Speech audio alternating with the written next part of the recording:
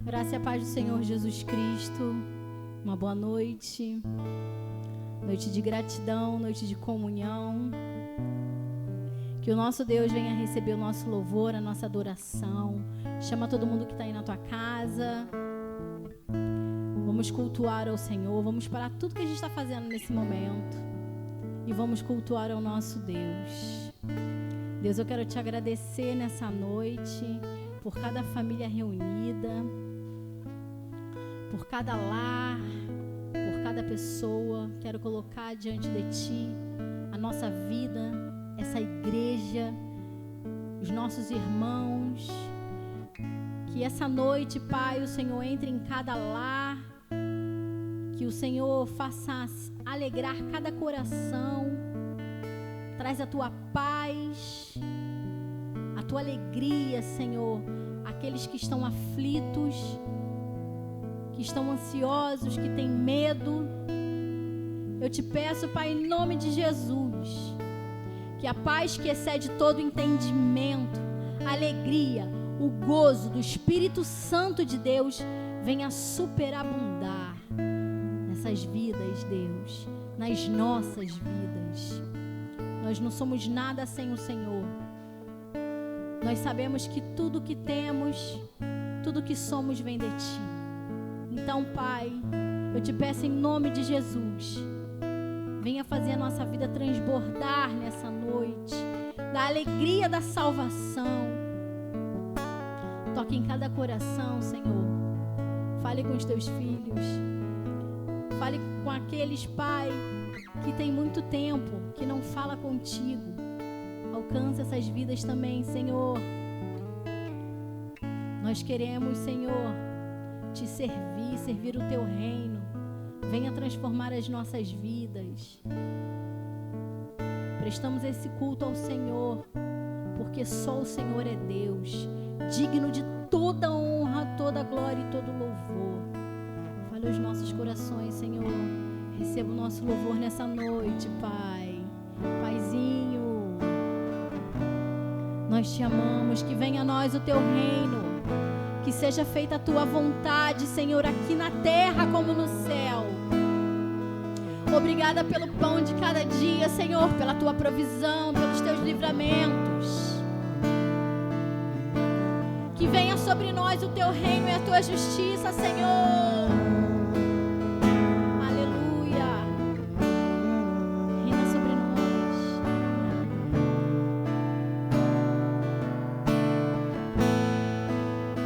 Reina sobre mim. Eu me rendo a ti. Eu me rendo. Levanta as tuas mãos aí na tua casa agora. Assim, ó. Bem lá no alto. Reina sobre nós, Senhor. Sou tua noiva, espero. Nós ansiamos por ti, Senhor, pela tua presença. Por ti. Canta pra Ele. Reina sobre mim. Eu me rendo a ti. Eu me rendo a ti. Reina sobre mim. Sou tua noiva, espero e anseio. Ansiamos por ti, Senhor. A cada minuto ansiamos pela tua presença, Senhor. Encha nossos corações de alegria nessa noite. Venha nos dar esperança, Senhor.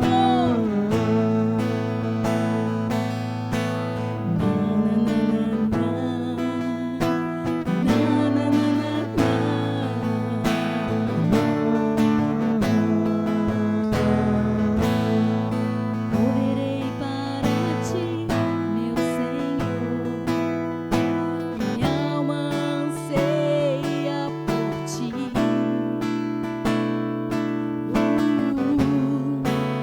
Sou pobre e cego, nada tenho pra te oferecer. Quero aos teus braços me entregar,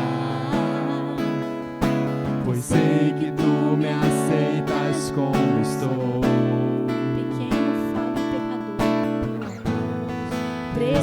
preciso do teu ouro. Purifica-me, Senhor. Se renda nesse momento. Levanta suas mãos e diga: reina sobre mim. Eu me rendo a ti. Eu me rendo a ti. Reina sobre mim. Sou tua noiva, espero e anseio por ti. Reina sobre mim. Eu me rendo a ti. Eu me rendo a ti. Reina sobre mim. Sou tua noiva, espero e anseio por ti.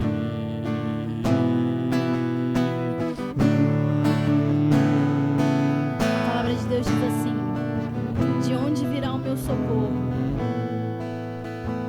Eu queria te perguntar essa noite: de onde vem o teu socorro? De onde vem a tua esperança? Somos frágeis, pequeninos e pecadores. Se não nos lançarmos hoje na presença de Deus, deixarmos de lado o nosso orgulho, nos esvaziarmos de nós mesmos, não encontraremos esperança no que fazemos, mas sim naquele que é a própria esperança.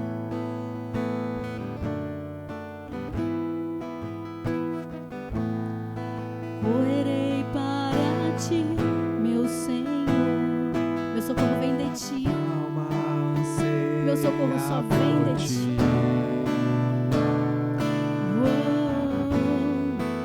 Sou pobre, cego e nu, nada tenho pra te oferecer. Quero aos teus braços me entregar, pois sei que tu me aceitas como sou. Se renda nessa noite. Preciso do teu ouro. Purifica-me, Senhor. Meu Senhor, Reina sobre mim. Eu me rendo a ti. Eu me rendo a ti. Reina sobre mim. Sou tua noiva, espero e anseio por ti. Reina sobre mim. Eu me rendo a ti. Eu me rendo a ti. Reina sobre mim. Sou tua noiva, espero e anseio por ti. anseio por ti, Senhor. Nós ansiamos por ti, Senhor. Aleluia. Dá um abraço apertado na pessoa que está aí do teu lado. Aquele abraço gostoso, aquele abraço que você sente o próprio Deus te dando, aquele abraço gostoso. Muitos de nós ao longo da semana sente falta dessa presença porque nós doamos pouco tempo de devoção ao nosso Deus, não é verdade? A correria da semana, a nossa rotina. Não se preocupar com nada. Nem se tem que fazer a janta, nem se tem que tirar a roupa da máquina. Que você tem um elemento ímpar com o Senhor. Que nessa noite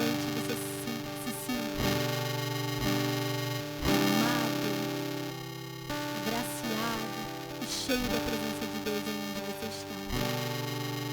Aproveita, pega o link desse culto e passa para outras pessoas, para que elas possam ouvir a palavra que traz esperança, a palavra que transforma, para que elas possam cultuar o Senhor também.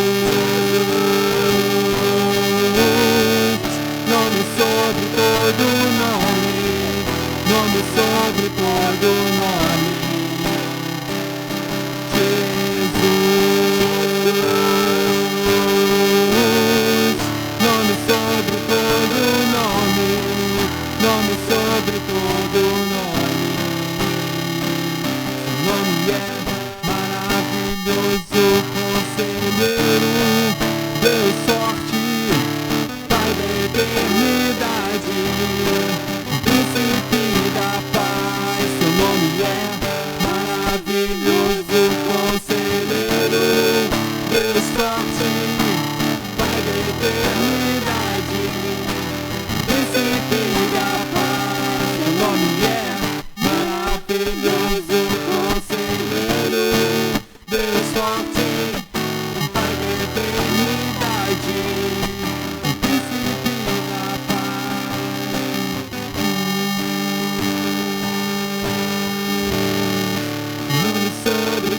todo nome, nome sobre todo nome.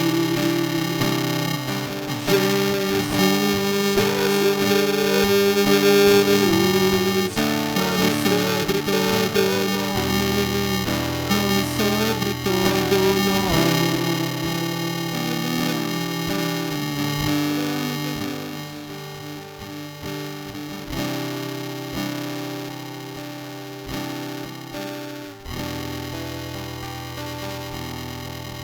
Adoramos Jesus. Na presença do teu poder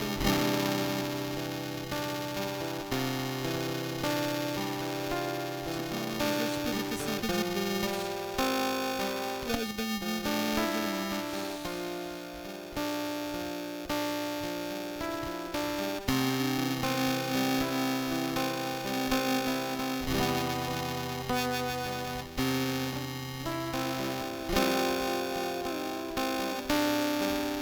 Jesus. Nosso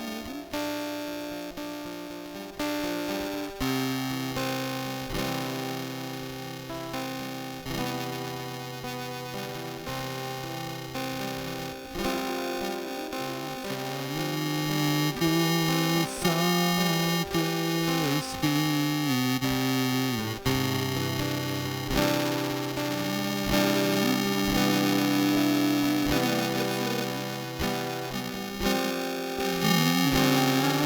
aquecer os corações.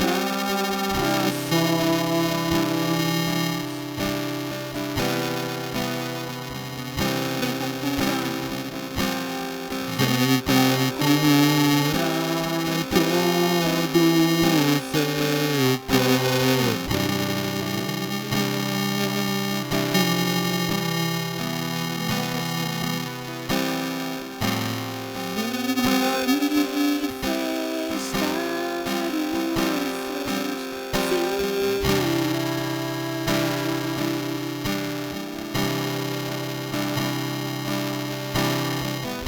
O que dizer, o que fazer quando ele vem aqui? Mais que ser bem-vindo, nós te desejamos outra vez aqui.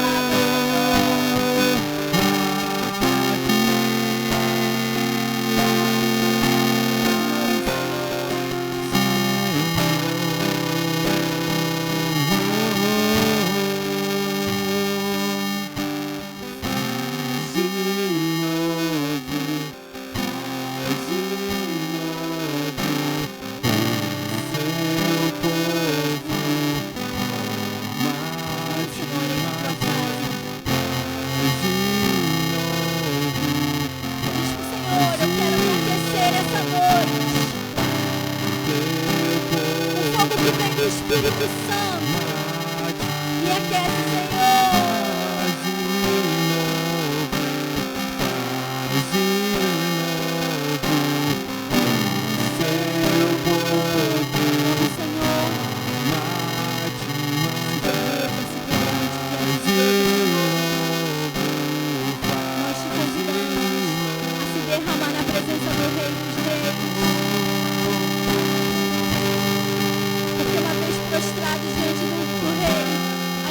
Levanta da mesma forma.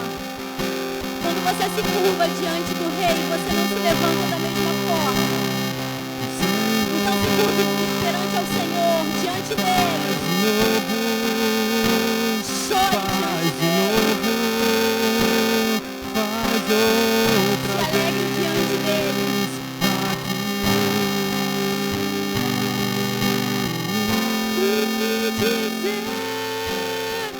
O que fazer quando ele vem aqui? Mais que ser bem-vindo, nós te desejamos outra vez aqui nossa vida.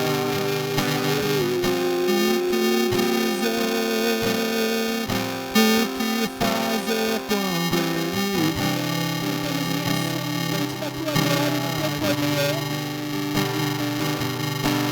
mais que ser teu amor nos constrange, Senhor. Nós te desejamos outra vez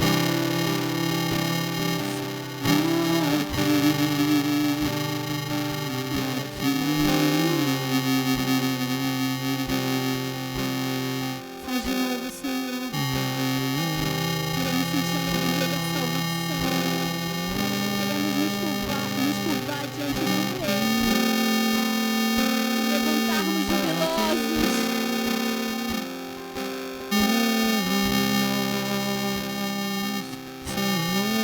Espírito Santo de Deus em cada vida.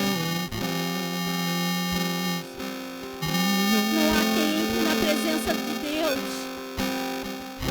e saia triste,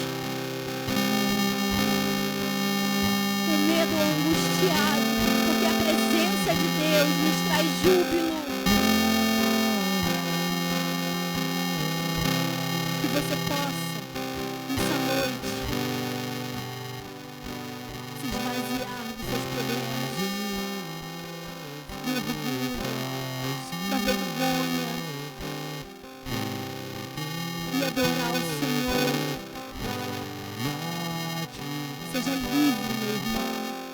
Seja livre, minha irmã.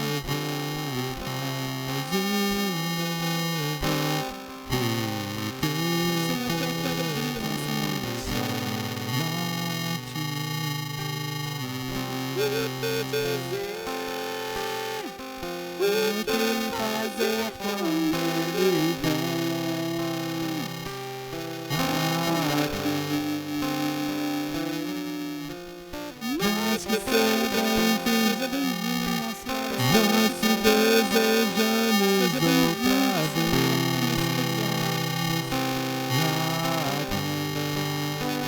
Me sinto poderosamente na tua presença. Me sinto constrangida do teu tamanho, do teu poder e da tua glória. Obrigada, Senhor, por me permitir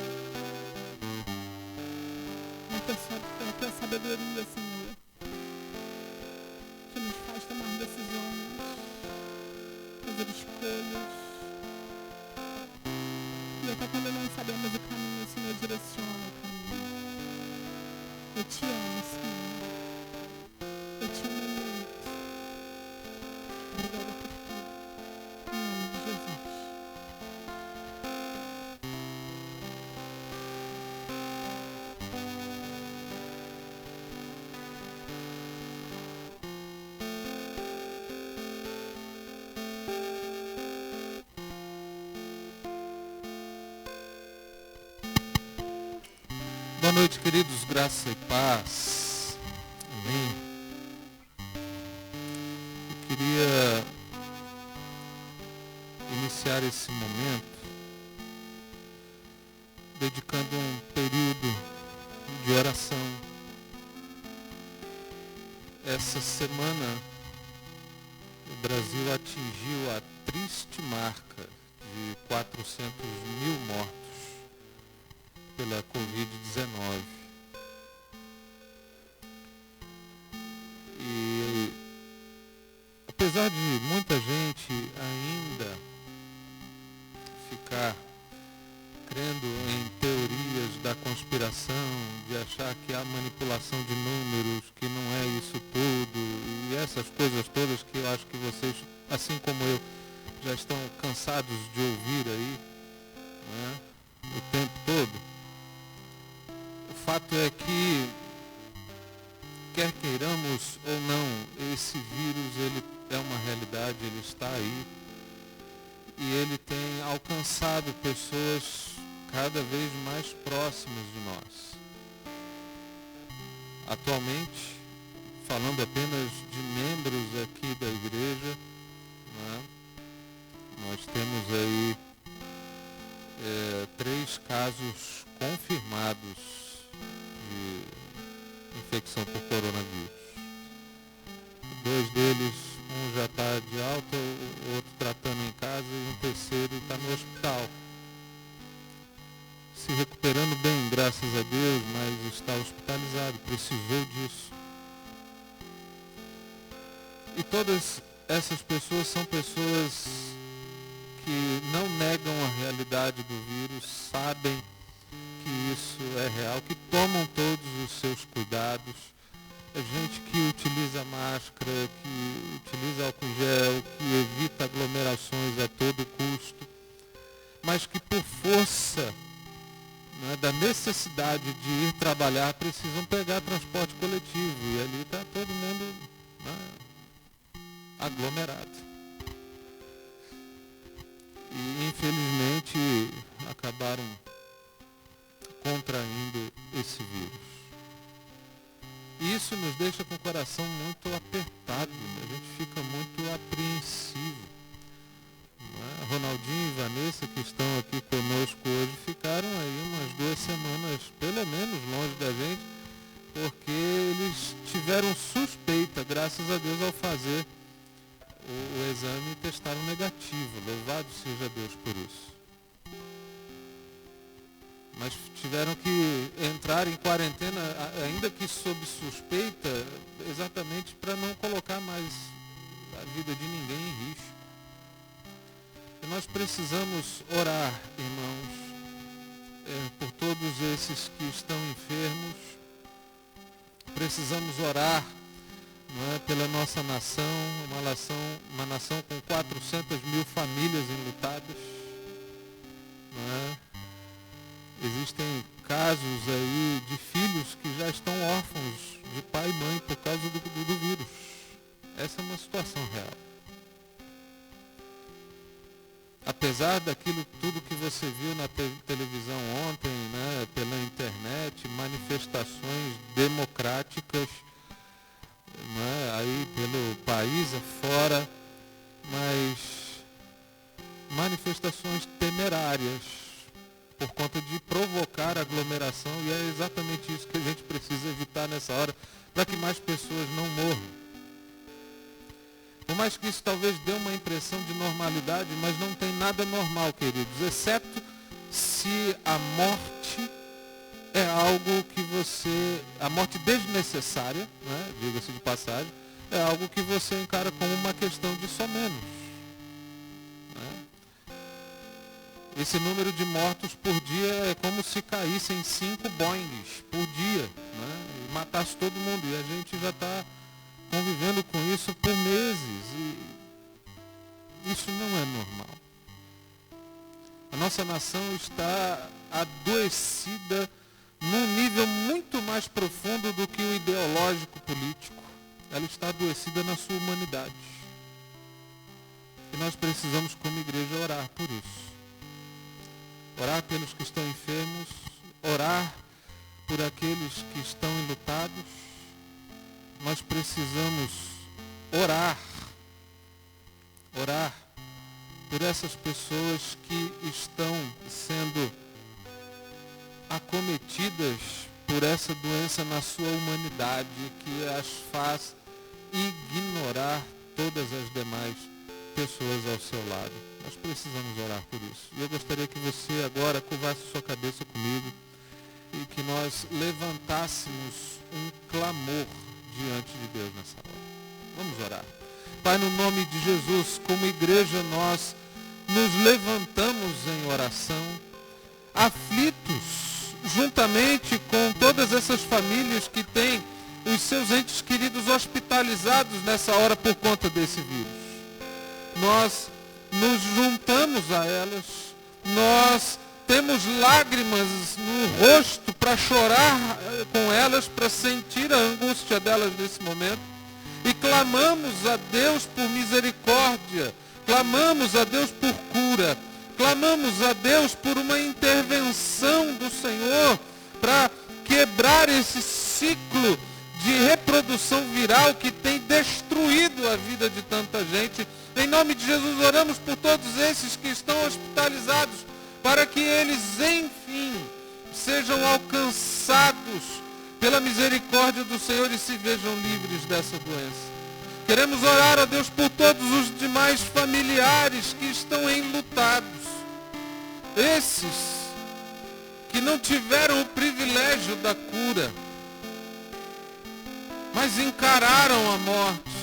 E os seus entes queridos aqui estão entristecidos, saudosos, percebendo uma multidão de emoções enquanto tentam levar a vida adiante. E nós oramos, ó Pai, para que em nome de Jesus o Senhor console esses corações enlutados, entristecidos, feridos pela dor da morte. Mas como dissemos aqui, nós queremos orar pela nossa nação, queremos orar pelo Brasil, que acima de qualquer ideologia política, que acima de qualquer liberdade democrática que tem, percebemos um país com pessoas adoecidas na sua humanidade, quando elas já não mais consideram a vida do outro importante, nem sequer a sua própria vida consideram importante. E nós oramos, ó Pai, para que em nome de Jesus essas pessoas sejam curadas na sua humanidade e possam enxergar o outro como a si mesmos e possam desejar para o outro aquilo que gostariam para si mesmos, que possam recusar ao outro aquilo que não gostariam que acontecesse com elas mesmas. Então nós oramos a Deus por um país curado, por uma nação reconciliada consigo mesmo, com a sua própria humanidade. Oramos a Deus porque nós sabemos qual é a raiz disso tudo. Nós sabemos que o problema é o pecado no coração do homem, que o embrutece, que o torna insensível, que o torna perverso. É o pecado no coração do homem que faz com que ele tenha atitudes como essas, de ignorar por completo o valor da vida, de desdenhar da beleza, da dádiva, do dom de Deus que é viver. E nós oramos, ó Deus, para que a tua igreja nesse momento se levante nessa nação, não como uma igreja que tem desejo, que anseia pelos manjares do palácio, mas uma igreja que se levanta como voz profética, como autoridade de Deus na terra, para pregar esse evangelho capaz de transformar esse homem que se embruteceu, que se esfriou, em gente novamente. Restaura, ó Deus, através da pregação desse verdadeiro e genuíno evangelho, a humanidade no coração dessas pessoas. Nós oramos em nome de Jesus, para que tenhamos uma nação curada pelo poder do evangelho. O porque é disso que mais precisamos nesse momento. Nós oramos, ó Pai, pelos membros de nossa igreja que estão infectados, para que a cura do Senhor os alcance. Oramos para que a paz do Senhor, que excede todo entendimento, guarde a mente e o coração deles e dos seus queridos familiares, bem como de toda a igreja que fica preocupada e tensa nesses momentos. Oramos, ó Pai, pela vida de todos aqueles que, numa tentativa de negação, numa tentativa de tentar buscar o normal, tentar obter um pouquinho que seja de normalidade, nós oramos para que esses, no intuito de buscar essa normalidade, não neguem a realidade dos fatos, não se exponham e não coloquem a sua vida como que numa roleta russa. Em nome de Jesus, Pai, abra os olhos do teu povo. Eu também oro, Pai, repreendendo a Satanás, ao diabo, que é o pai da mentira, ao diabo cujo projeto é morte, roubo e destruição. Nós queremos repreender a ação do diabo, que tem iludido tanta gente com as suas mentiras. A internet hoje é um grande veículo de propagação de mentiras. É como que se houvesse uma programação neurolinguística na rede, incitando as pessoas a viver e a se alimentar da mentira diariamente. E essa mentira tem levado à destruição, essa mentira tem levado à morte, essa mentira tem roubado dessas pessoas a oportunidade de viver, e de viver para a glória de Deus. Essa mentira que tem feito com que muitos crentes idolatrem os seus políticos. E nós queremos orar, ó Pai, para que esse tipo de idolatria caia por terra no nome de Jesus. Nós queremos orar, ó Deus, para que todas essas mentiras sejam desfeitas e a verdade que liberta de fato. E essa verdade é Jesus. Que essa verdade torne os teus filhos e filhas livres de todo pecado, de toda mentira, de todo engano, de todo sofisma que impera sobre essa nação. Quanta gente boa, quanta gente crente está completamente iludida nesses dias. Quanta gente boa, gente crente que se abdicou de refletir o momento em que nós vivemos, em função de um desejo incontrolável de ser uma pessoa, uma igreja reconhecida, representada na política atual. Eu oro, Pai, para que em nome de Jesus haja uma completa e total libertação disso. Oramos, ó Deus, para que nenhum tipo de totalitarismo se instale no nosso país, seja ele de direita ou de esquerda. Oramos, ó Pai, para que através do diálogo, através do bom senso, oramos, ó Pai, para que através do equilíbrio, mesmo que com defesas contundentes daquilo que se crê, mas que ainda assim seja democrático, oramos para que o Senhor livre o nosso país de um conflito que só vai gerar mais morte, mais dor e mais destruição. É a oração, Pai, que nós como igreja fazemos nesse dia, em nome de Jesus. Amém e amém. Queridos, deixa a tua Bíblia aberta aí no Evangelho de Mateus, no capítulo 5. Nós vamos ler os versos 11 e 12. Mas antes de fazer essa leitura, eu preciso fazer aqui um registro.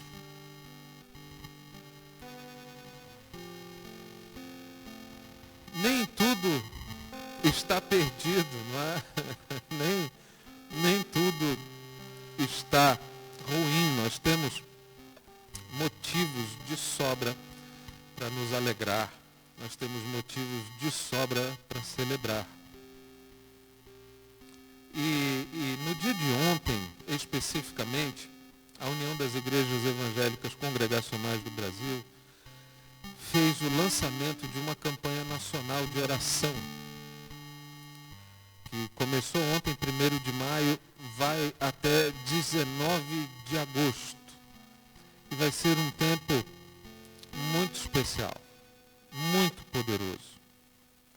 E nessa live de ontem, que foi o lançamento desta campanha, essa live deixou muito claro para mim que há um agir, um mover de Deus a partir da Igreja Evangélica Congregacional no Brasil. E isso me trouxe muita alegria no coração e alguns irmãos acompanharam essa live. E se você não acompanhou, certamente ela está registrada lá no YouTube. Você entra lá no UISB oficial, que vai ter a live lá, e você vai poder ter a mesma percepção que eu tive. E eu quero muito que você, se você tiver a oportunidade, que você assista. Você vai perceber que existem outras iniciativas, né, que a Igreja Congregacional, como denominação nesse país, está se levantando para trazer respostas ao momento em que nós vivemos. E isso é aquele resgate daquele protagonismo, daquele pioneirismo, daquela unção apostólica que nós tivemos desde o início, quando da inserção do Evangelho nessa nação. E eu gostaria muito de afirmar, vocês sabem que eu estava vivendo na minha relação denominacional em modo economia, não é? Eu só fazia e participava do mínimo necessário, exatamente porque não percebia muitos projetos com relevância. Mas eu também quero dizer para vocês hoje que eu saí desse modo de economia na minha relação com a denominação, porque eu estou percebendo relevância. Se tem relevância, eu estou dentro, não é? Eu estou junto. Vamos fazer algo para transformar essa nação. E isso é uma bênção. Para mim, particularmente, de poder dizer isso, isso me revigora, isso me deixa muito, muito animado, muito energizado, muito feliz de fazer parte de um momento e fazer parte desse movimento que percebo é capaz de trazer transformações profundas na nossa denominação e no nosso país, através das pessoas que vão ser atingidas por todas essas nossas iniciativas. Né? Tem essa campanha nacional de oração para que essa pandemia chegue ao fim, mas a gente não fica só na oração, vamos lançar também em breve, né, uma campanha nacional solidária contra o vírus da fome. Então vai ser uma campanha nacional, uma mobilização nacional para levantar cestas básicas, para confeccionar máscaras, kits com álcool gel, para serem entregues para as famílias mais carentes de todo esse Brasil. E é um alvo ousado. Eu estou com ele todo na minha cabeça porque eu estou ajudando a elaborar isso, mas eu não quero dar spoiler, deixa ficar pronto para a gente poder anunciar isso de maneira massiva, mas eu estou percebendo uma igreja mais unida, não é? E se levantando em relevância para fazer diferença no momento em que nós estamos vivendo, e isso para mim é algo digno de ser notado. Isso para mim é algo digno de se dizer e falar, olha, isso sim vale a pena a gente estar junto, a gente se envolver com todas estas questões. Né? E eu creio que você vai perceber muitas novidades daí para frente, você vai perceber essa mobilização e são as igrejas congregacionais se levantando nesse momento histórico do país, momento triste, difícil, mas para ser igreja no sentido exato, lato, profundo da palavra e fazer toda a diferença que essa nossa nação precisa. Amém? Então, estou junto e não abro mão disso, de sermos uma igreja relevante. E se é para transformar, é para ter relevância, né? Eu estou junto como pastor e vou me empenhar para que tudo aconteça para a glória de Deus. Amém? Bom, falei falei demais, vamos para a palavra, porque hoje ainda tem ceia, tem muita coisa boa para acontecer. Mateus capítulo 5, os versos 11 e 12, diz assim: bem-aventurados sois, quando por minha causa vos injuriarem e vos perseguirem, e, mentindo, disserem todo mal contra vós. Regozijai-vos e exultai, porque é grande o vosso galardão nos céus, pois assim perseguiram aos profetas que viveram antes de vós. Amém? Esses dois versos estão intimamente ligados ao verso 10, que diz: bem-aventurados os perseguidos por causa da justiça, porque deles é o reino dos céus. Nós pregamos nesse verso 10 na semana passada e mostramos como que o caráter do crente o torna alguém perseguido.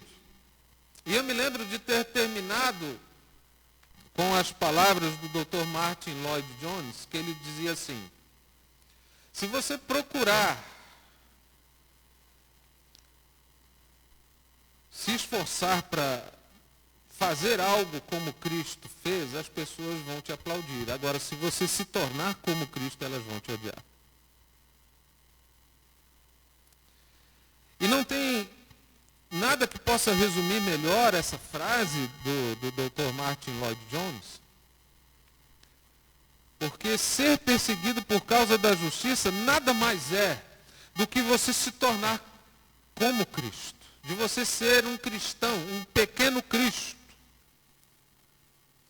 E por conta deste caráter que difere você de todas as demais pessoas, é por conta desse caráter que você vai experimentar perseguições. E nós vimos lá que essa perseguição não é por conta de aptidões naturais, sequer é por conta de questões ideológicas, políticas, de alguma causa social de defesa de minorias. Embora todas essas coisas sejam importantes, aqui está dizendo que nós somos perseguidos por causa da justiça, dessa justiça de Deus que, quando operada em nossas vidas, nos transforma por completo. Como diz a Bíblia, nos torna nova criatura. Aquele que está em Cristo é nova criatura, as coisas velhas passaram, eis que tudo se fez novo. Então, quando há essa transformação, aquilo que as pessoas não compreendem, elas perseguem. Ou então aquilo que as pessoas almejam e desejam, mas não conseguem, elas procuram destruir. E aí, quando nós entendemos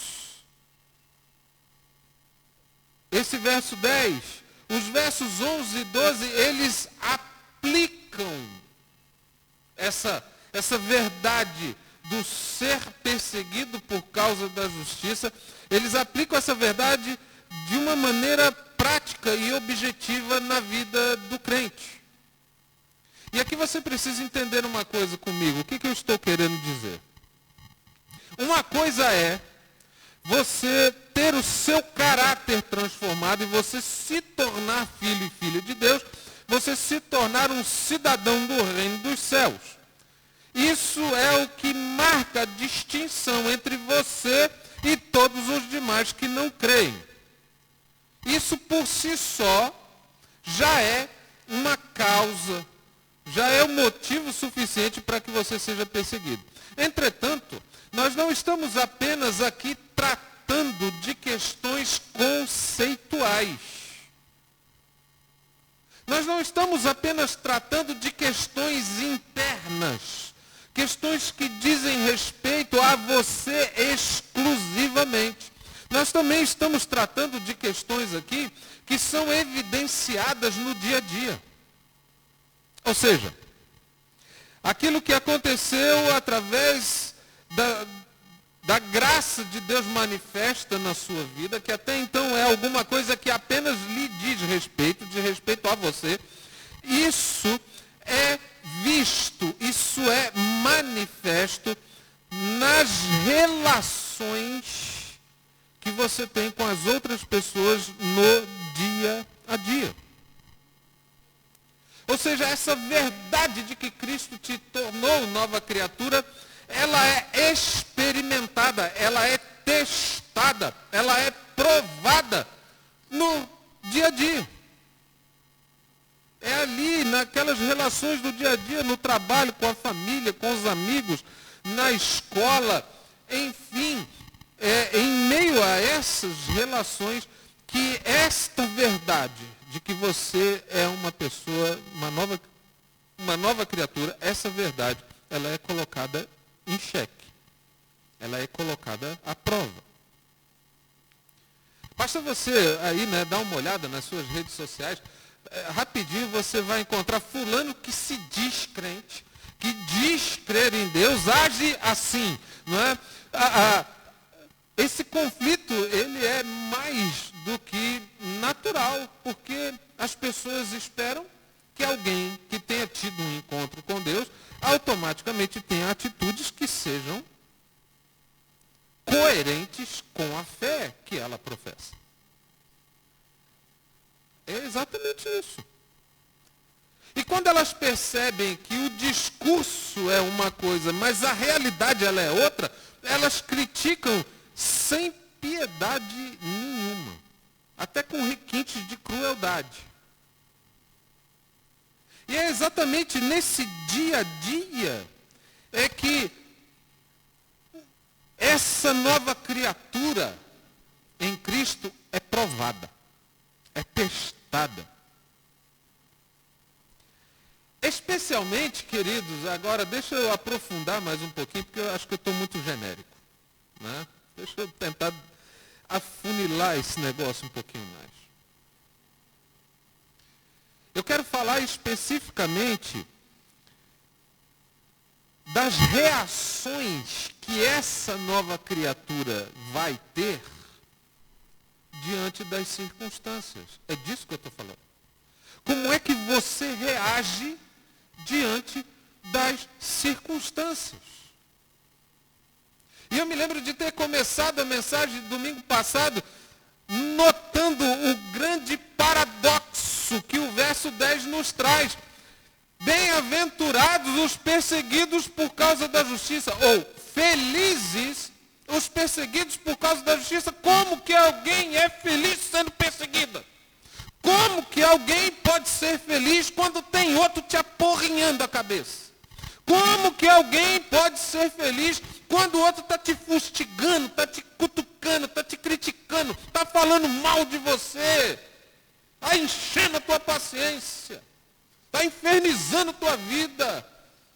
Muitas vezes não só no discurso, mas te prejudica de maneira material, às vezes de maneira física, não apenas moral. Tem gente que apanha, que sofre na carne essas coisas, e aí felizes são os que passam por isso. Como assim? Logo de cara a gente percebe que de fato quem é nova criatura não reage da mesma forma que o homem natural reage. De cara a gente já consegue perceber isso. É por isso que Jesus está dizendo que a nova criatura, o crente que tem esse caráter formado, ele, ao invés de reagir de maneira totalmente negativa com essas coisas, ele é alguém que manifesta felicidade. E não é feliz porque ele está sendo perseguido, porque ele não é masoquista. Não é masoquista. O crente não é masoquista. Aquele que gosta de apanhar porque gosta da dor provocada, né, pelo outro. Não é bem isso. Nós já demonstramos qual é a raiz dessa felicidade. Né? Qual é a raiz dessa felicidade na mensagem passada? Quando diz aqui que bem-aventurados são os perseguidos por causa da justiça, porque deles é o reino dos céus. Essa gente tem o olho no céu. Mas eu gostaria que você, aqui comigo, nós estamos falando de reações. Eu contei essa história toda apenas para chegar nessa questão mais prática. Como é que o crente deve reagir diante das adversidades da vida? diante das perseguições que lhe são impostas, diante das injustiças que ele sofre, como é que esse crente deve reagir? Como é a reação de quem é nascido de novo, de quem tem uma nova vida? Como é essa reação? Na verdade, vamos pensar primeiro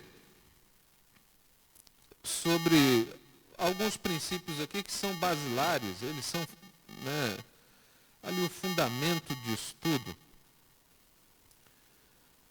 E eu quero apresentar esses princípios em forma de afirmações. A primeira delas, a reação do crente é diferente porque o caráter dele é diferente. Simples isso, não é? Ele só reage de maneira diferente porque o caráter dele é diferente. Mudou o caráter do sujeito. Por isso que a reação desse crente tem que ser diferente dos outros. Porque ele é essencialmente diferente de todos os que não creem. E é isso que o torna alguém parecido com Cristo no seu caráter. Ele reage de maneira diferente porque ele é uma pessoa diferente, ele foi transformado. Você precisa entender isso. Porque, na verdade, as circunstâncias que vêm para nos provar, as perseguições, elas se apresentam nada mais, nada menos como um teste. Como um teste. Que vai atestar o caráter novo que você tem em Cristo, ou não. Eu também tenho que colocar isso, ou não. De maneira que quando há uma circunstância adversa, complicada, difícil, de perseguição, de incompreensão, de intolerância, de uma porção de outros adjetivos que você queira adicionar a esta lista que não é pequena, quando essas circunstâncias sobrevêm sobre alguém, aí você vai identificar quem é de fato de Cristo e quem é apenas um religioso. Aí você vai ver claramente isso. Porque aquele que é nascido de novo, aquele que foi transformado pela graça, pelo amor de Deus, ele reage diferente.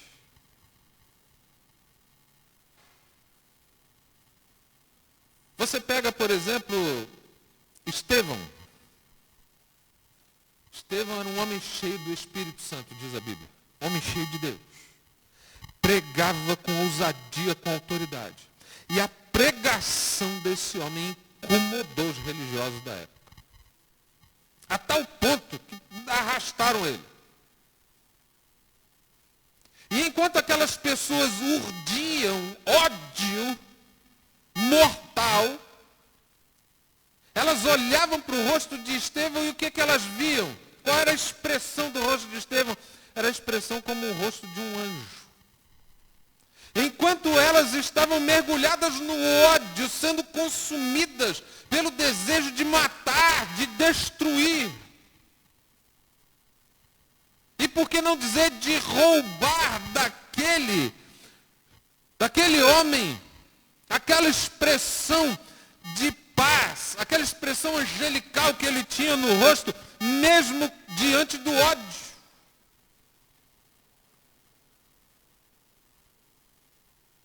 E aí, eles, enfurecidos por conta da pregação desse homem, o levaram para fora da cidade para o apedrejar. Enquanto aqueles homens viam apenas pedras como instrumentos, como ferramentas para causar dor e morte, enquanto a visão daqueles religiosos, diga-se de passagem, era essa, qual era a visão de Estevão? Ele via Jesus à destra de Deus. Era isso que ele via. Ele via a glória de Deus, ele via a salvação de Deus, ele via a graça de Deus, enquanto aqueles homens só enxergavam instrumentos para causar morte e dor. Enquanto aqueles homens davam vazão à sua fúria, ao seu desejo de morte, e apedrejavam Estevão, ele orava e dizia: Pai, não lhes impute esse pecado. Era como ele dissesse: Deus, eu perdoo eles.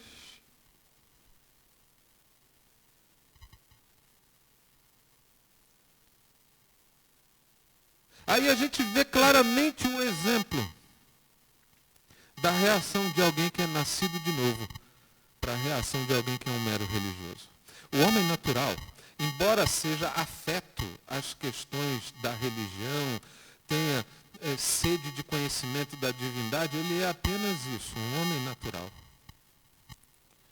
E a sua reação é essa reação que expressa, na verdade, o que ele de fato é.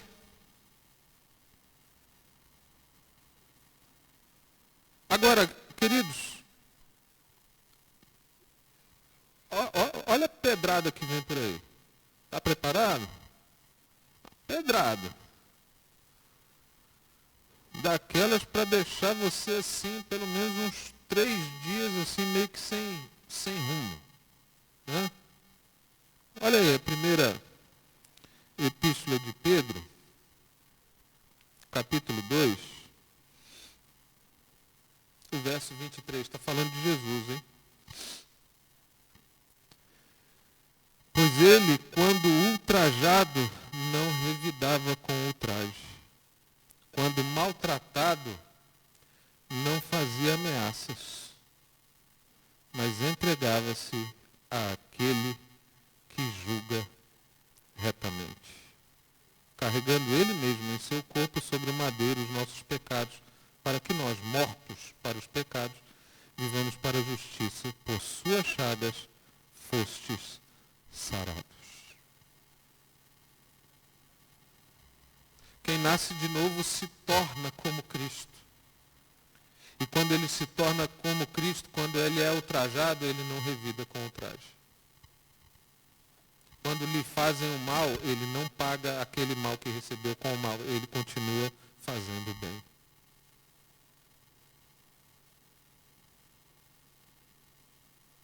Quando injustiçado, ele se entrega àquele que julga retamente, ele não busca a sua própria vingança, ele deixa isso para Deus fazer.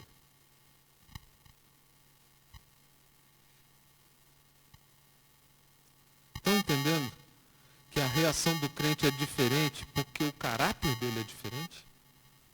Estão entendendo como é que é isso na prática? O homem natural, se ele toma uma pancada, ele dá 10.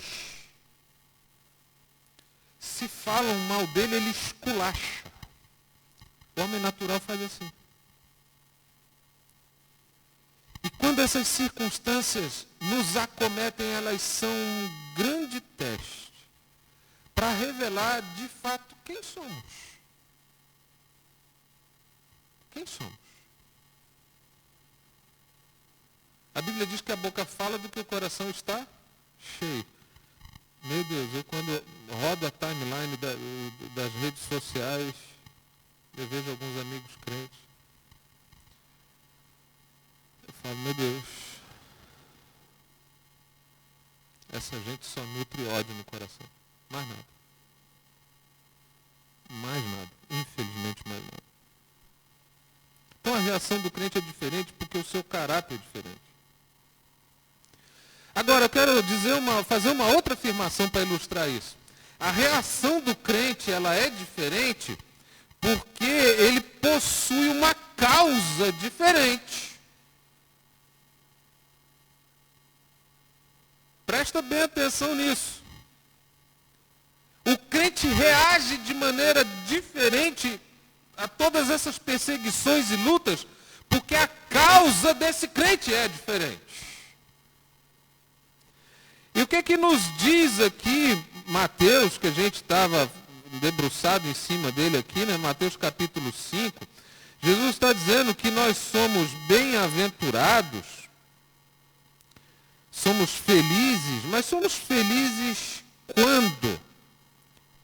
Bem-aventurados sois quando por minha causa vos injuriarem e vos perseguirem e mentindo disserem todo mal contra vós. Veja bem, que agora aqui a gente tem um objetivo diferente de vida para esse crente. Tudo que o crente faz, ele faz por causa de Cristo. Ele faz para a glória de Cristo. Usando os dizeres do Novo Testamento, quer vivamos, quer morramos, somos de Cristo. Paulo afirmou, já não sou eu mais quem vive, mas Cristo vive em mim, e a vida que eu vivo na carne, eu vivo para a glória dele.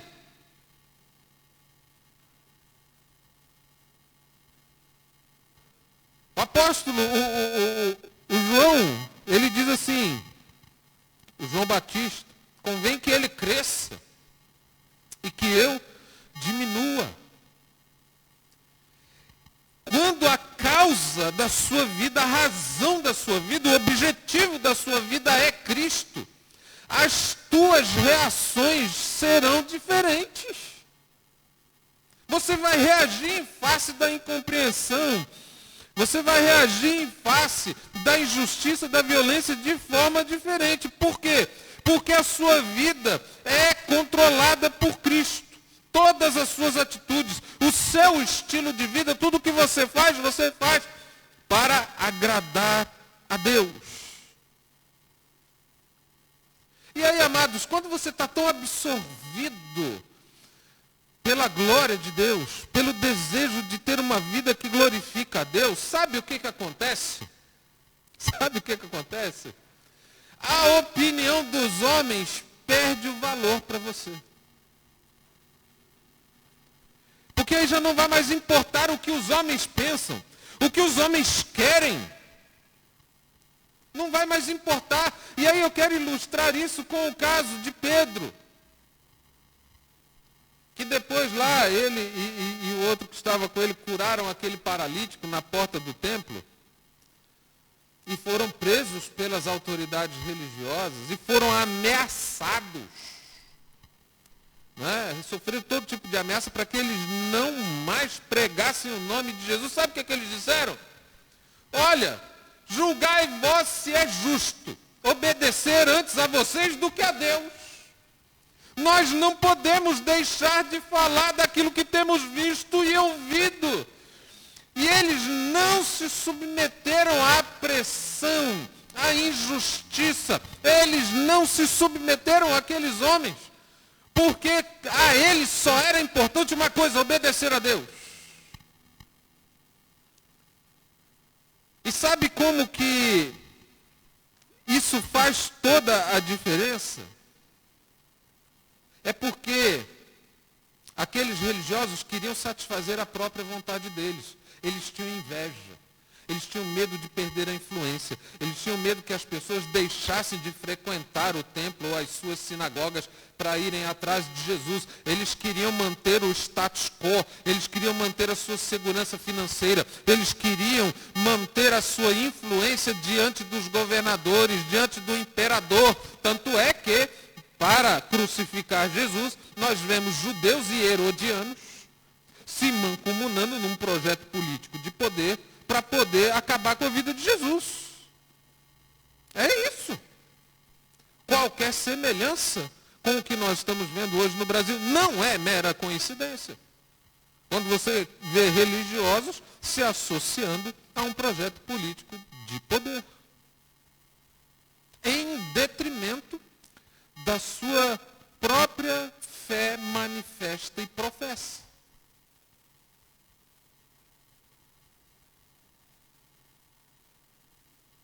Estes estão em busca de manter as suas benesses. Esses estão em busca de manter a sua estabilidade, a sua reputação, ao passo que Pedro e os demais apóstolos estavam querendo apenas uma coisa: glorificar o nome de Deus. E aí, queridos, quando Jesus ele entra na nossa história, a Bíblia diz que, o próprio Jesus dizendo, vocês estão pensando que eu vim trazer paz? Não, não vim trazer paz, não, vim trazer espada. Trazer divisão entre o pai e o seu filho e tal. Porque quando Jesus entra na nossa vida, de fato, há uma distinção já clara, evidente, em relação aos que não têm Cristo. Nós não vamos mais viver em busca dos nossos prazeres, não vamos mais viver em busca de satisfazer as nossas necessidades, não viveremos em busca da nossa própria glória e não seremos amigos do mundo, porque a amizade do mundo é inimizade com Deus, não seremos. Isso obviamente não significa ser alienado do mundo, porque quando Jesus ora no Evangelho de João capítulo 17, ele diz, Pai, eu não peço para que os tires do mundo, mas apenas que os guardes do mal.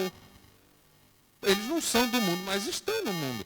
Nós não somos desse mundo, mas nele estamos. Isso significa que nós não vamos ser alienados. Nós vamos interagir, nós vamos nos relacionar. Nós vamos muitas vezes profetizar contra sistemas corruptos. Nós vamos ter que muitas vezes bater de frente com a religiosidade, confrontar essa religiosidade, mas o nosso único projeto é glorificar a Deus, ao passo que os demais querem construir os seus próprios reinos, satisfazer as suas próprias necessidades. E nós não vivemos para satisfazer o que a sociedade demanda e exige. Nós vivemos para a glória de Deus. Mais importa agradar a Deus do que os homens. Estão entendendo? Que a reação do crente diante das lutas é diferente porque a causa dele é diferente. E ali, quando libertaram aqueles dois da prisão, eles estavam felizes da vida e pregavam ainda com mais ousadia. Eles não se sentiram derrotados. Muito pelo contrário. Porque a Bíblia diz que nos foi concedida a graça de não somente crer em Jesus, mas também de padecer por ele. De pagar um preço. E quando eles se viram dignos, se bem que não é essa palavra, porque graça é favor imerecido, né? Mas assim, eles estavam tão embevecidos daquela graça, que ao invés de tristeza por sofrerem uma injustiça, afinal de contas eles não cometeram crime algum, eles se alegravam no Senhor. E eu quero fazer uma última afirmação, porque depois é preciso aqui fechar essa mensagem trazendo aplicações práticas para a sua vida. Eu disse, em primeiro lugar, que a reação do crente é diferente porque o caráter dele é diferente. Em segundo lugar, eu disse que a reação do crente é diferente porque ele possui uma causa diferente. E agora eu quero dizer o seguinte, a reação do crente é diferente porque o destino dele é diferente. O destino dele é outro. Olha só o que nos diz o verso 12. Regozijai-vos, exultai, porque grande é o vosso galardão. Onde? Na terra? Não, nos céus. É lá. É nos céus. O destino do crente é diferente. É por isso que ele reage de maneira diferente. Quando o perseguem, quando o maltratam, quando querem destruí-lo, ele não julga estar perdendo nada. Porque ele não pertence a essa terra. O coração dele não está aqui, o coração dele está no céu. Está na presença de Deus. Está lá nas moradas que Cristo disse que tem preparado para nós antes da fundação do mundo. O anelo da alma dele está em viver eternamente na presença de Deus. Então não tem nada que você pode tirar desse cara aqui que vai lhe fazer falta. Tem nada que você pode tirar que vai lhe fazer falta. Outra pedrada. Está preparado? Vamos lá, que hoje é só troletada. Hebreus, capítulo 11, verso 10. Está falando de Abraão. Porque aguardava a cidade que tem fundamentos, da qual Deus é o arquiteto e edificador. Ele peregrinou numa terra que Deus disse que daria à descendência dele, mas ele não anelava aquela terra, ele anelava a cidade, que tem fundamentos, da qual Deus é o arquiteto e fundador. Eram homens de fé, que viviam aqui e agora. Eles não estavam com a cabeça na lua, eles viviam aqui e agora. Mas o destino deles era os céus. Esse era o maior alvo da vida deles. Esse era o maior desejo da vida deles. Era se encontrar com o seu Criador. E eu me lembro de uma cena muito interessante de um dos filmes das Crônicas de Nárnia. E já de antemão quero pedir perdão aí a todos os admiradores do C.S. Lewis, né, os que conhecem os detalhes. Eu li todas as crônicas, né, mas eu não me lembro de alguns detalhes, de alguns nomes, mas tinha um ratinho assim, né? Estava muito espada e ele era assim extremamente devoto de Aslan. E aí numa dessas cenas, já no final, tinha uma grande parede de uma onda assim, né? E ele ali era a passagem para como se fosse a eternidade. E ele, rodeado dos seus amigos mais queridos, mas ele se despediu de todos eles com honra, dizendo: olha, foi muito bom, mas eu tenho que ir. Eu tenho que ir. Aqui eu não posso ficar. E ele pegou e foi. Esse era o desejo da alma dele, era a razão pela qual ele viveu, ele lutou, ele sofreu, ele fez tudo aquilo porque era o desejo da alma dele. E quando o desejo que consome a nossa alma é esse, não tem nada aqui que é melhor do que essas coisas. E eu vejo muita gente hoje que ama mais a terra do que o céu. Não é à toa que a teologia da prosperidade, ela encontrou guarida em muitos corações, porque o cara fica rico, confortável, né? Pelo menos ele pretende isso. Né? Eu só vejo alguns enriquecer à custa do empobrecimento dos outros, mas eu não quero falar sobre esse assunto, porque isso desperta em mim os instintos mais primitivos, e isso não é bom para a minha saúde mental, não é bom para o meu coração. Mas, enfim, as pessoas estão ligadas mais nessas coisas. Não é à toa que a proposta de uma cooptação, de ser uma igreja palaciana, faça tanto sentido nos dias de hoje para muita gente, porque elas querem o poder, a glória dessas coisas terrenas.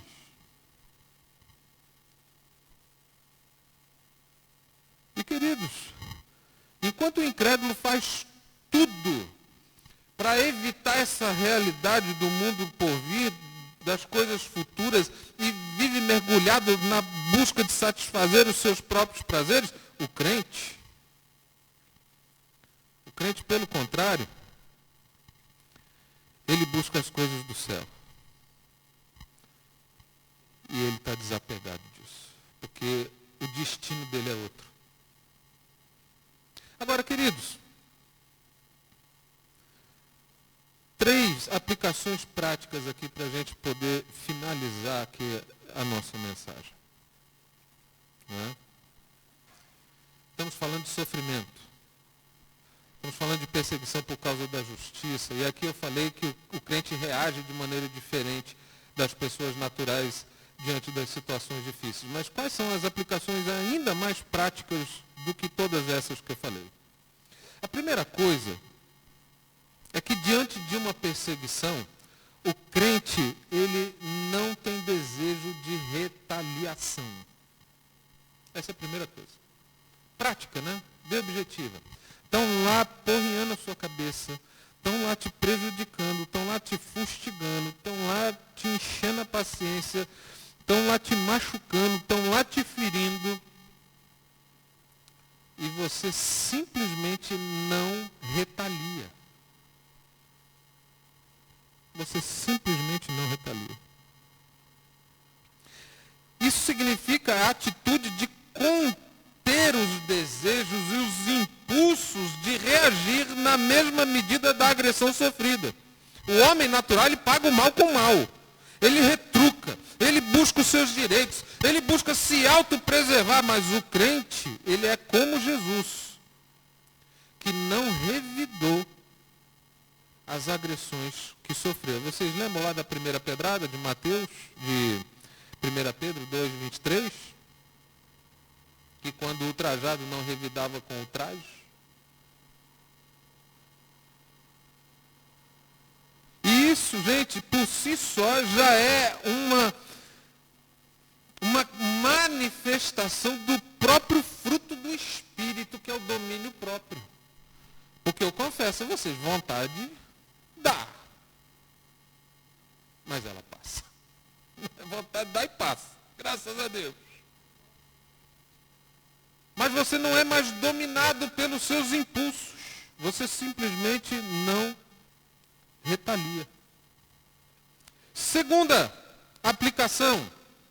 Essa é outra pedrada. Essa é mais difícil.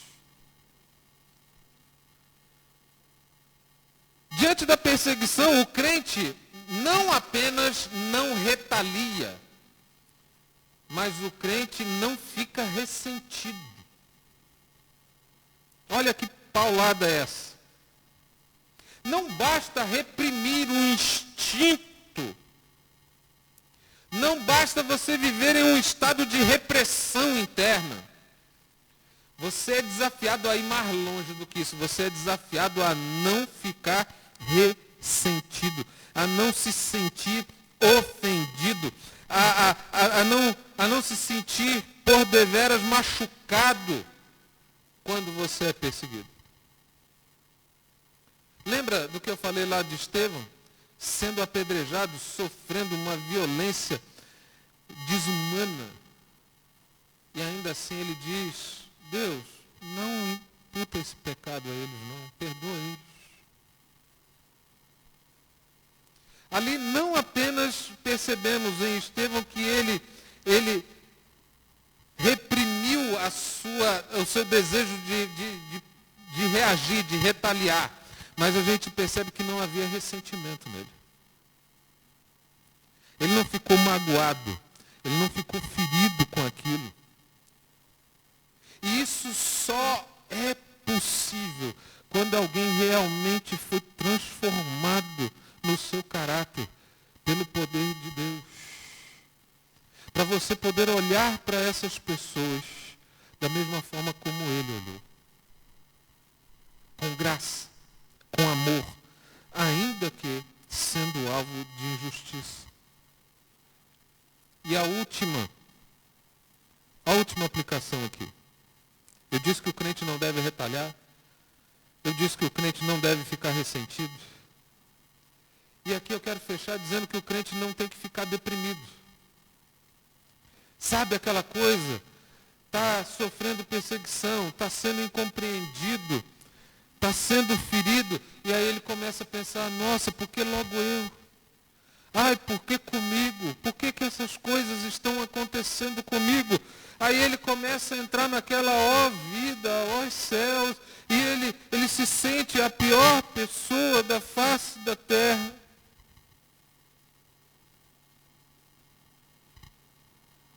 Quando Jesus diz aqui, no Evangelho de Mateus que nós lemos, para a gente exultar, para a gente ter uma atitude completamente diversa dessa, qual é a razão pela qual? Olha lá, regozijai-vos, exultai. Qual é a razão de você exultar e regozijar ao invés de você ficar deprimido?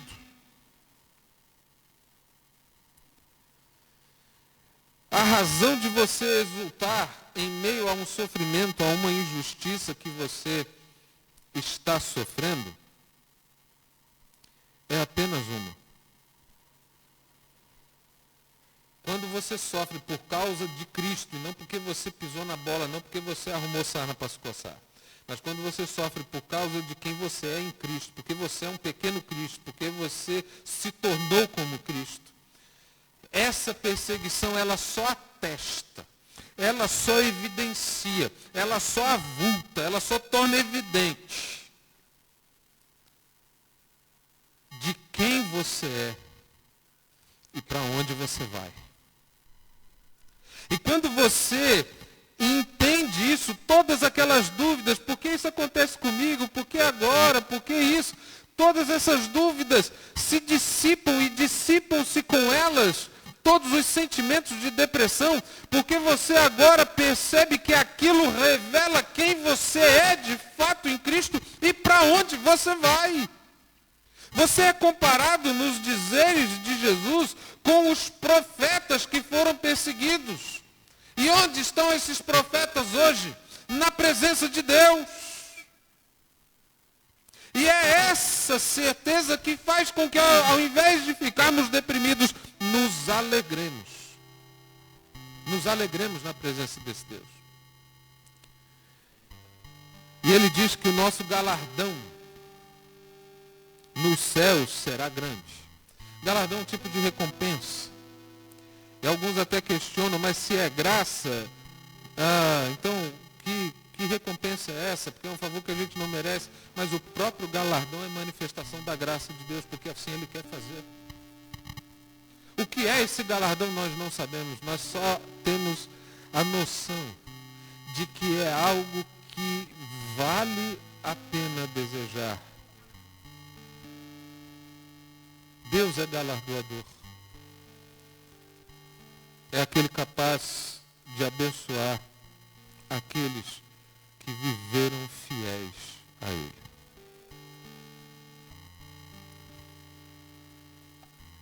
Eu acho que a nossa câmera deu uma desligadinha, né? Vai ter que botar a bateria. Fique aí com a gente que já entra, não tem problema.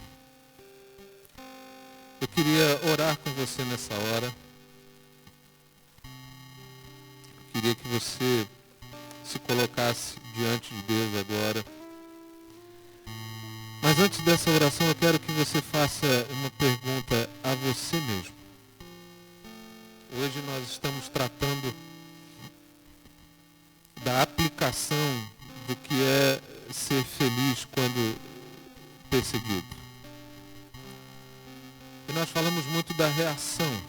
Qual tem sido a sua reação diante de todas essas coisas? Isso vai ajudar você a avaliar o estado da tua fé e do teu relacionamento com Deus. E se você percebe que você tem agido cada vez mais como um homem natural e não como alguém transformado em Cristo Jesus, hoje é dia de mudar essa realidade na sua vida. E certamente não é algo que você vá fazer por você mesmo, mas é algo que Deus vai fazer por você. E como é que isso vai mudar na sua vida agora? Quando você buscar a Deus agora de todo o teu coração. A Bíblia diz que um coração quebrantado e contrito Deus não resiste. Vá para a presença dele para que ele te transforme o caráter, para que ele te torne uma nova criatura, para que você deixe de ser religioso para se tornar como Cristo. Curva a sua cabeça, vamos orar. Pai, em nome de Jesus, essa palavra ela nos desafia, essa palavra nos incomoda, essa palavra mexe com as nossas estruturas, ela até mesmo nos deixa revoltados muitas vezes por conta desse confronto. Quando percebemos a reação que temos diante das mínimas coisas e essas reações revelam de fato quem somos. Eu quero orar para que essa realidade não se perpetue na vida desses teus filhos e filhas que talvez hoje estejam se identificando muito mais como religiosos do que como verdadeiros cristãos. E eu quero orar, Senhor, para que ao invés de revolta, de embrutecimento, de endurecimento de coração, estes teus filhos e filhas sejam quebrantados diante da tua presença. Que eles sofram a ação do teu Espírito, que é capaz de transformá-los, de torná-los novas criaturas. Que é capaz de fazer com que eles não sejam crentes carnais, mas espirituais. De que eles não sejam incrédulos, mas crédulos. Homens e mulheres cheios de fé, cheios do teu Espírito. Toca nessas vidas de maneira profunda e poderosa, transformando-as para a glória do teu nome, para que elas experimentem essa verdade. Bem-aventurados sois quando por minha causa vos injuriarem, vos perseguirem, mentindo, disserem todo mal contra vós, regozijai-vos e exultai, porque é grande o vosso galardão nos céus, porque assim perseguiram os profetas que viveram antes de vós. Obrigado por essa palavra, Senhor, e torne ela realidade em nossas vidas. É a oração que nós fazemos no nome de Jesus. Amém e amém. Espero que essa palavra tenha te abençoado. Nós vamos agora, sem mais demoras, nós vamos passar para o momento da ceia do Senhor.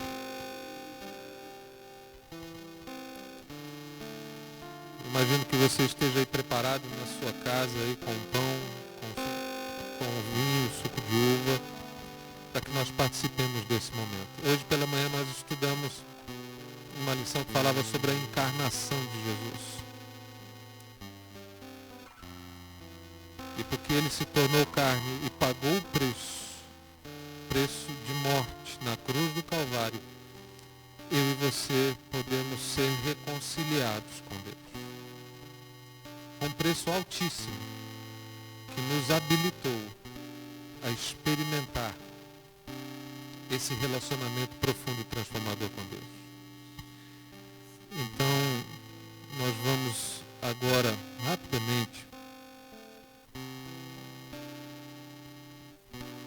porque eu recebi do Senhor o que também vos entreguei, que o Senhor Jesus na noite que foi traído tomou o pão, tendo dado graça, o partiu e disse: isso é meu corpo que é dado por vós, fazei isto em memória de mim. Por semelhante modo, depois de haver ceado, tomou também o cálice, dizendo: este cálice é a nova aliança no meu sangue, fazei isto todas as vezes que o bebedes em memória de mim, porque todas as vezes que comedes esse pão e bebedes o cálice, anunciais a morte do Senhor até que ele venha. Nós vamos louvar o Senhor e enquanto fazemos isso, eu vou aqui distribuir e distribuindo. Vamos cantar apenas uma estrofe, porque é rapidinho, tem pouca gente aqui. Não é? Depois a gente, durante o momento do ofertório, a gente louva mais. Amém? Vamos louvar enquanto eu vou distribuindo aqui.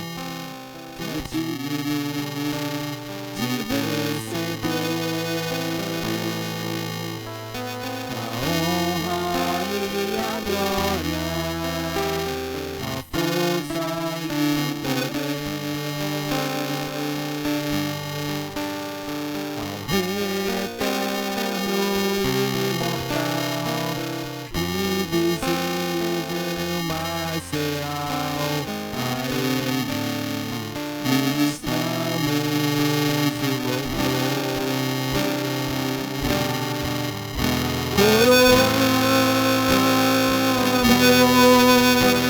A ti, ó Rei Jesus, oramos. A ti, ó Rei Jesus, adoramos o teu nome, nos rendemos aos teus pés.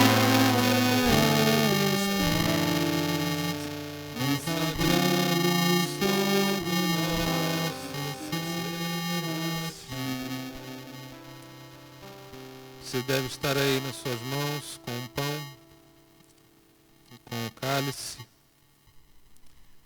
E antes que comamos e bebamos, lembre-se que ele foi para aquela cruz, para que você você se tornasse nova criatura, não para que você fosse adepto de alguma religião. Ele foi para aquela cruz do Calvário para que o teu nome estivesse escrito no livro da vida e não no hall de membros de uma religião qualquer. Ele morreu na cruz do Calvário para que você se tornasse uma nova pessoa e não apenas tivesse adquirido uma nova linguagem, uma nova vestimenta. É com esse entendimento que eu quero te convidar. Vamos comer e beber todos.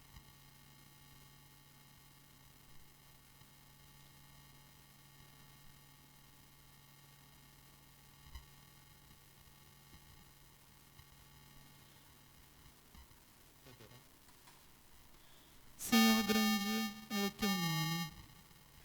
Te agradecemos, Senhor, pela tua palavra nessa noite. Palavra que nos faz refletir, Senhor. Como estamos nos posicionando diante da sociedade. Como estamos nos posicionando como servos teus. Obrigada, Deus, por esse momento. Não somos dignos, mas o teu amor nos alcançou. O teu sacrifício, Senhor, o teu sacrifício na cruz do Calvário salvou pessoas, pecadores, indignos, como eu, como muitos. E hoje estamos aqui diante de ti. Muito obrigada, Senhor, pelo sacrifício do teu Filho Jesus. Muito obrigada, Senhor, por essa oportunidade de participarmos dessa comunhão, dessa mesa.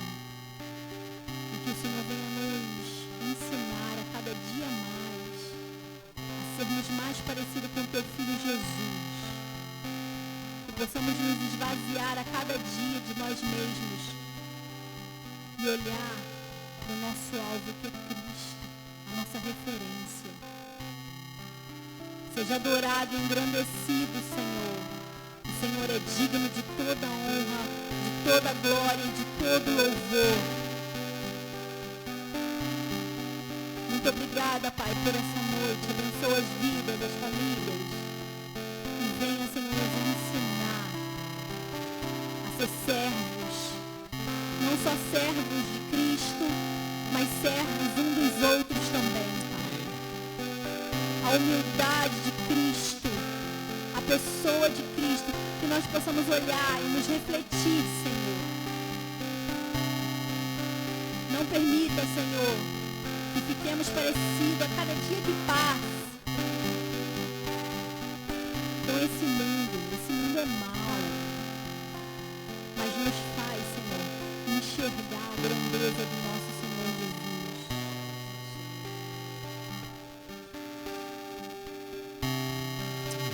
Consagramos todo o nosso ser. Adoramos.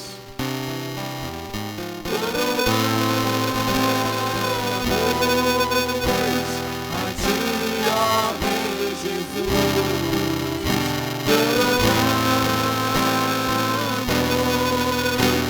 A ti, ó Rei Jesus. Adoramos o teu nome, nos rendemos aos teus pés, Consagramos todo o nosso ser a ti. Consagramos todo o nosso ser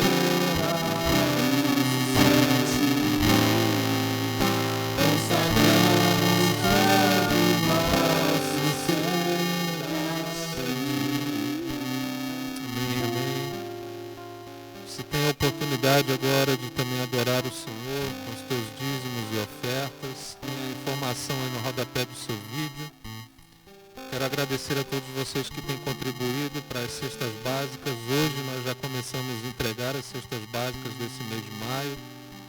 O nosso desafio cresce a cada dia que passa. Mais famílias e pessoas solicitam e nós precisamos, né, estender a nossa mão solidária nessa hora, e as tuas contribuições nos ajudam a fazer isso. Amém? Então, vamos louvar o Senhor. Enquanto fazemos isso, você tem a oportunidade de entregar aí o teu dízimo, a tua oferta. Pega a tua internet bem, quem faz aí o Pix da igreja é o próprio CNPJ dela, e aí a gente pode abençoar vidas nesse momento de pandemia. Amém, queridos? Vamos louvar o Senhor.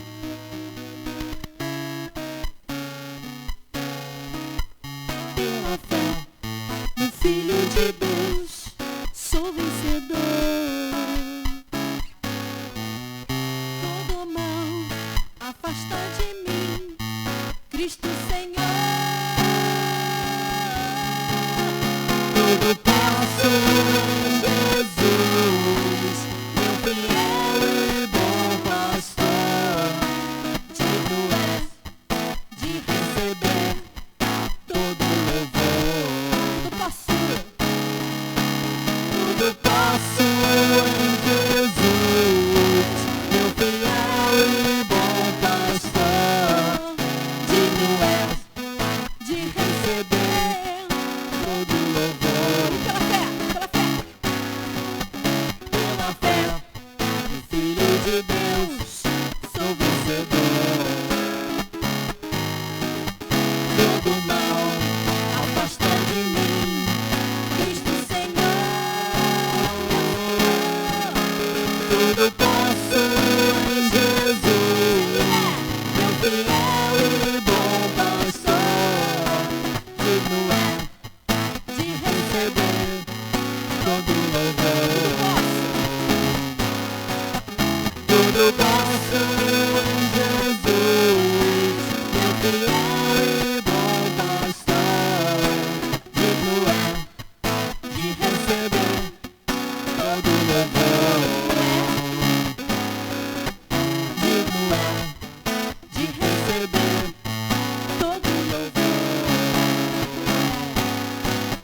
Digno é de receber todo louvor. Amém. Muito obrigado pela tua fidelidade, pela tua presença aqui conosco. Durante a semana nós temos as nossas células, os conectos que acontecem aí em diversos dias, não fique de fora disso. Domingo às 10 da manhã nós temos a nossa escola bíblica, que também está sendo feita online, né? São diversas classes aí. Se você tem interesse de participar, deixa aí o teu nome no chat, o teu contato, e a gente pode te incluir. E domingo que vem a gente se encontra aqui novamente às 19 horas. E por enquanto, amados, permanecemos 100% online para preservar a tua vida, né? Para que você não corra riscos. Como tenho dito, eu prefiro ver vocês por um período pequeno de tempo pela tela de um celular ou de um computador do que nunca mais ver vocês. Então vamos continuar nos cuidando, nos preservando, porque temos muito ainda pela frente para fazer para a expansão do reino de Deus e para a glória do nome dele. Amém? Vamos orar. Pai, obrigado por esse culto, pela tua presença, pela vida de todos esses que estão nos acompanhando, daqueles que futuramente escutarão essa mensagem e serão abençoados. Nós oramos por essas vidas pedindo que a tua bênção seja abundante sobre elas. E oramos, ó Pai, certos de que o amor de Deus, o nosso Pai, de que a graça do nosso Senhor e Salvador Jesus Cristo, de que o consolo e o poder do Espírito Santo esteja sobre toda a igreja, sobre todo o povo de Deus espalhado pela face da terra. E a igreja diga amém e amém. Deus te abençoe, dê um abraço gostoso quem está aí perto de você, e a gente se vê na semana que vem. Fiquem em paz. Jesus, meu fiel e bom pastor, digno é de receber todo louvor. Tudo posso em Jesus.